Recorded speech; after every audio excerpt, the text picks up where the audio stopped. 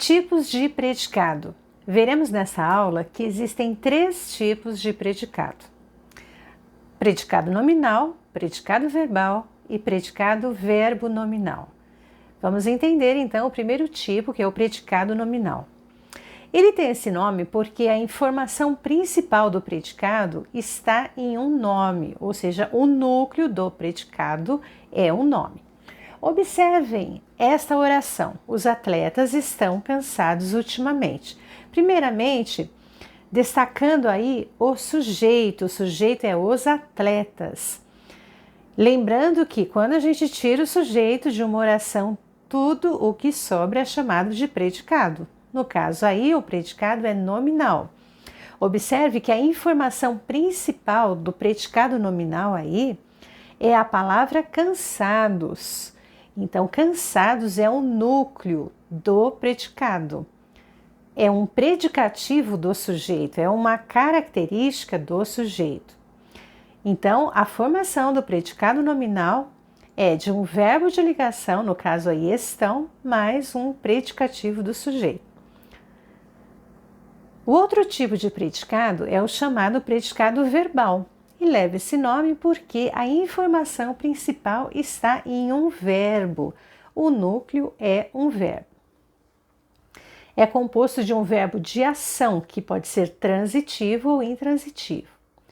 Observem aí esta oração. Essas palavras exercem uma enorme influência sobre mim. O sujeito da oração, essas palavras. Tudo o que sobra é o predicado. Então, o predicado exerce uma enorme influência sobre mim. Veja que a informação principal, o núcleo do predicado, é o verbo exercem. Então, neste caso, nós temos um predicado verbal, porque a informação principal está no verbo exercem, que é um verbo transitivo. Então, a informação principal está na ação do sujeito. Um outro exemplo de predicado verbal, lembrando, que o predicado verbal, o núcleo está num verbo. O verbo de ação, que pode ser transitivo ou intransitivo. Observem este exemplo. O criminoso chorou durante toda a noite. Sujeito da oração, o criminoso. Predicado, chorou durante toda a noite. A informação principal está na palavra chorou, está na ação chorou. Então, nós temos um predicado verbal e aí um verbo intransitivo. A ação do sujeito é chorou. Então, é predicado verbal porque a informação principal está no verbo, no caso, o verbo chorou. E quando o predicado é verbo nominal? Neste caso, nós teremos 2 núcleos. Um núcleo que é o verbo e outro núcleo que é um nome. Então, nós teremos um verbo de ação mais um predicativo do sujeito.